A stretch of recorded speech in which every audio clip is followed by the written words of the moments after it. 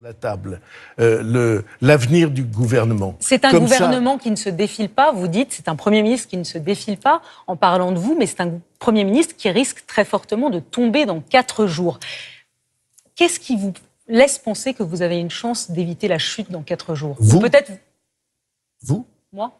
Le journal de France 2 à 20h, c'est un grand journal. Le journal de France 2 à 20h, il y a beaucoup de millions de spectateurs qui le regardent. Et s'ils sont convaincus que celui qui leur parle leur dit la vérité, alors, eux, leur prise de conscience sera entière et elle joue sur les parlementaires. Mais ce ne sont pas eux qui votent lundi, ce sont les députés. Et pour cela, il fallait les convaincre. Vous avez reçu aujourd'hui le Parti socialiste. Emmanuel Macron a dit « la clé est au Parti socialiste, il faut travailler avec les socialistes ». Est-ce que vous avez réussi à convaincre, à faire changer d'avis, à faire signer Olivier Faure? Je ne fais signer personne. Le Parti socialiste et d'autres, le Rassemblement national, Place publique, sont venus et ont dit « mais en fait, sur le bilan, vous avez raison. C'est un énorme progrès.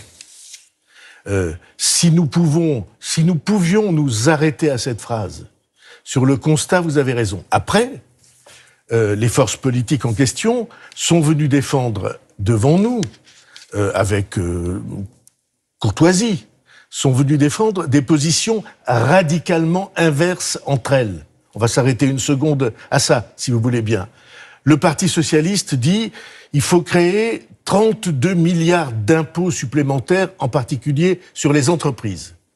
À côté, en face, où le Rassemblement national dit pas 1 euro d'impôts supplémentaires. Le Rassemblement national dit il faut mettre la charge sur les immigrés. Oui. Et le Parti socialiste dit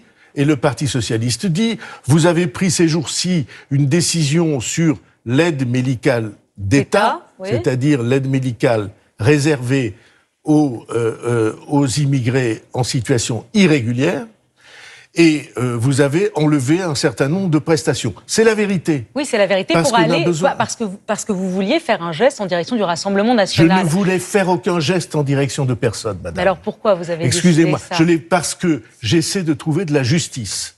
Et par exemple, dans la liste des aides et des prises en charge qu'on faisait pour les immigrés en situation irrégulière, il y avait la balnéothérapie. Vous trouvez normal, juste?